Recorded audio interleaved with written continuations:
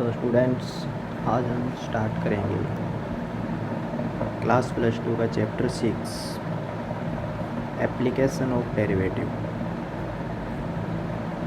Means AOD application of derivative.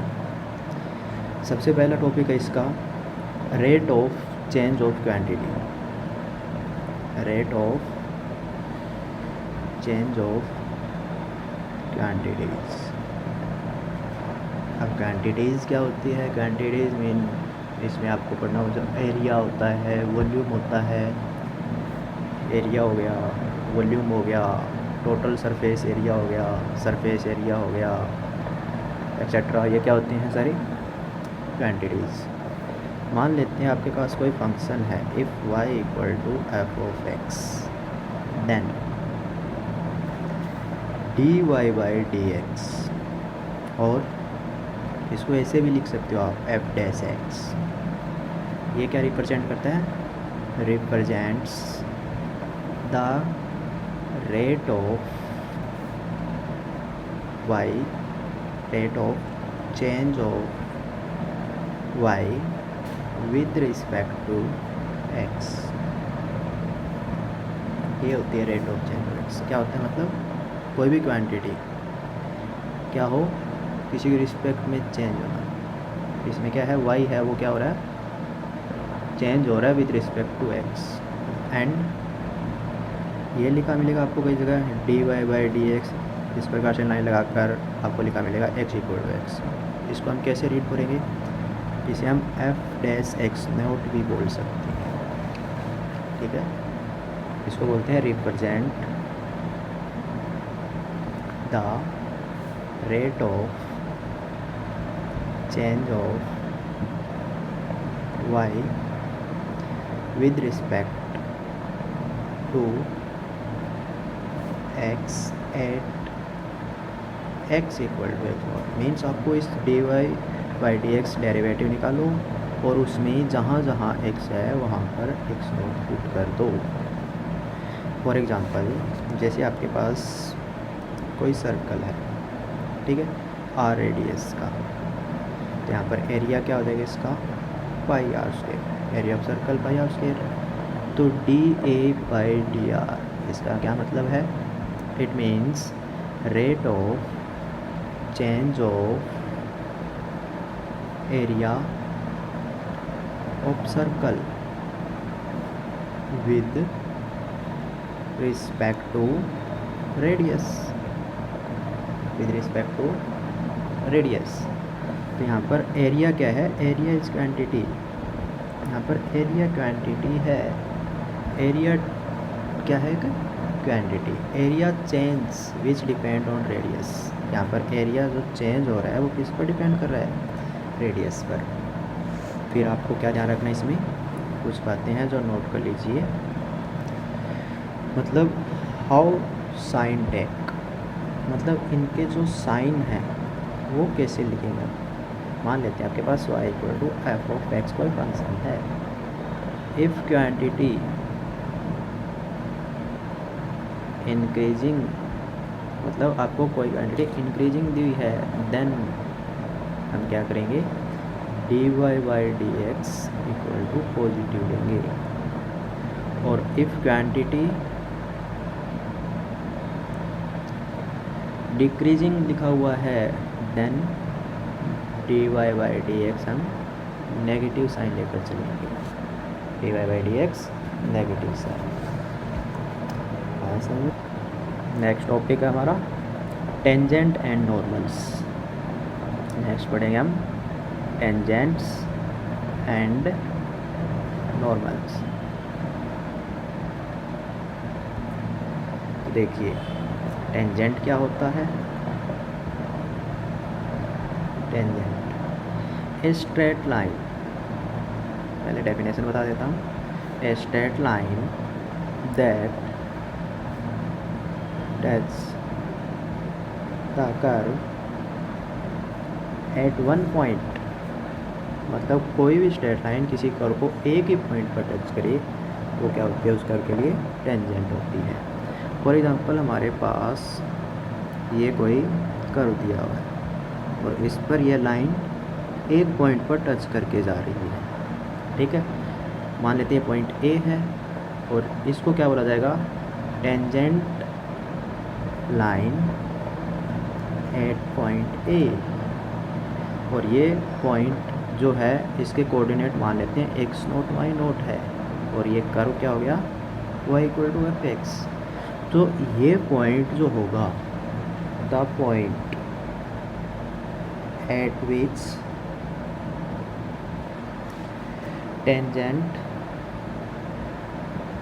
touches the curve is called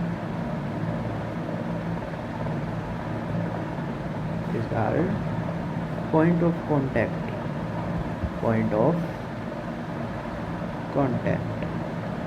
मतलब जिस point पर इस कर्व को ये टेंजेंट टच करके जाती है, इस पॉइंट को पॉइंट ऑफ कांटेक्ट कहा जाता है। ये तो होती है टेंजेंट। अब हम आपको बताएंगे नॉर्मल। नॉर्मल क्या होता है, ठीक है। इसी तरह से जैसे ये कोई कर्व है, ये क्या हो जाएगी, इस पॉइंट पर ये लाइन जा रही है, इसको तो बोलते हैं टेंजेंट, ठीक है। एक स्ट्रेट लाइन जो इस टेंजेंट पर परपेंडिकुलर हो, क्या हो, परपेंडिकुलर। इसी ये पॉइंट पर ये क्या हो, इस टेंजेंट के लिए जो परपेंडिकुलर स्ट्रेट लाइन है उसे बोला जाता है नॉर्मल। तो ये तो होगी tangent line at point A, और ये क्या हो जाएगी, नॉर्मल लाइन एट ए, ठीक है। तो ये भी पॉइंट ऑफ कांटेक्ट ही होता है, ठीक है। तो नॉर्मल की डेफिनेशन क्या हो जाएगी, a straight line that is perpendicular to the tangent is called normal. अब नॉर्मल की एक खास बात और होती है, normal is perpendicular line and passes through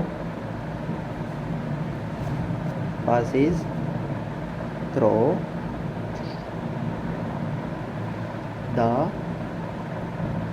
point of contact। मतलब जो नॉर्मल होता है, ये एक तो ये टेंजेंट पर नॉर्मल होता है और एक हमेशा क्या करता है, पॉइंट ऑफ कांटेक्ट से पास करता है। नेक्स्ट है slope of tangent. Slope of tangent क्या होता है, the slope of tangent to the curve y equal to f of x at point x0 y0 is given by at point x0 y0 is given by dy by dx at x0 y0। मतलब आपको क्या करना है, कोई भी function दिया हुआ है उसका with respect to x derivative कीजिए, और उस पॉइंट पर जो आपको x0 y0 पर उसका dy by dx, आपको सबसे पहले तो उस पॉइंट पर आपको क्या फाइंड करना है, dy by dx फाइंड करना है। फिर नेक्स्ट है equation of tangent. Equation of tangent, तो स्लोप ऑफ टेंजेंट आपको पता चल गया ना, मतलब कोई फंक्शन होगा उसका डेरिवेटिव कीजिए और x0 y0 पर उसकी वैल्यू फाइंड कर लेंगे, तो वो क्या होता है, slope of tangent. Equation of tangent क्या होता है, नेक्स्ट है the equation of tangent. The equation of tangent at x0 y0 is to the curve y equal to fx is given by, मतलब इसका मतलब क्या है, कोई भी फंक्शन दिया हुआ है y equal to f x, तो इक्वेशन ऑफ टेंजेंट इस पॉइंट पर अगर आपको फाइंड करना है तो उसके लिए y minus y naught equal to f dash x minus x naught. अब एफ डैश एक्स क्या है यहाँ पर, ये है स्लोप ऑफ टेंजेंट, यहाँ पर स्लोप ऑफ मतलब dy बाई डी एक्स, ये क्या है, d y by d x है, ठीक है। वाई माइनस वाई नोट, इसको हम स्लोप एम भी लिख सकते हैं, स्लोप ऑफ टेंजेंट को एम से भी रिप्रेजेंट किया जा सकता है, ठीक है।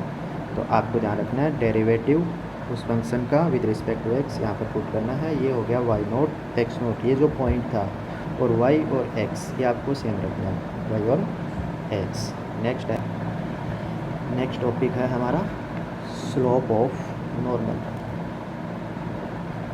स्लोप ऑफ नॉर्मल, तो ये क्या होता है, जो भी आपने स्लोप ऑफ टेंजेंट निकाला है -1 अपॉन स्लोप ऑफ टेंजेंट, मतलब -1 के अपॉन में अगर स्लोप ऑफ टेंजेंट रख दिया जाए तो वो क्या होता है, स्लोप ऑफ नॉर्मल होता है। अब ऐसा क्यों होता है, तो हमने 11th क्लास में पढ़ा था, 2 lines are parallel then their slopes are equal. अगर लाइन्स क्या है, पैरेलल है, और अगर वो दोनों लाइन्स परपेंडिकुलर है देन उन दोनों की स्लोप की मल्टीप्लाई -1 के इक्वल होता है। और m1 तो मान लिया हमने फर्स्ट लाइन की स्लोप है, तो m2 क्या हो जाएगा, सेकंड लाइन की स्लोप क्या हो जाएगी, -1/m1, ठीक है, क्योंकि ये लाइन परपेंडिकुलर हो गया आपस में। तो स्लोप ऑफ नॉर्मल क्या हो जाएगी, इस लाइन की स्लोप क्या होगी, -1/m1। m1 क्या है यहाँ पर, स्लोप ऑफ टेंजेंट, ठीक है। तो ये होता है स्लोप ऑफ नॉर्मल। नेक्स्ट है इक्वेशन ऑफ नॉर्मल, जैसा कि आपने पढ़ा था इक्वेशन ऑफ टेंजेंट में। तो इक्वेशन ऑफ नॉर्मल क्या होता है, equation of normal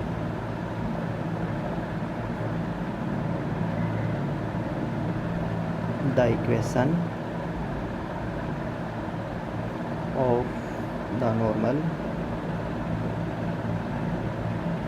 to the curve y equal to f of x at x naught y naught is given by y minus y naught -1 by f of x naught। इसका मतलब क्या है, -1 ये slope of normal है x minus x note, ये formula किसके लिए जाएगा, इक्वेशन ऑफ नॉर्मल। तो ये था 6.1 का इंट्रोडक्शन, ठीक है। तो नेक्स्ट वीडियो में हम 6.1 एक्सरसाइज के क्वेश्चन करेंगे। तो इस इंट्रोडक्शन को अच्छी तरह से देख लेना, आपको आसान होगा। Thank you.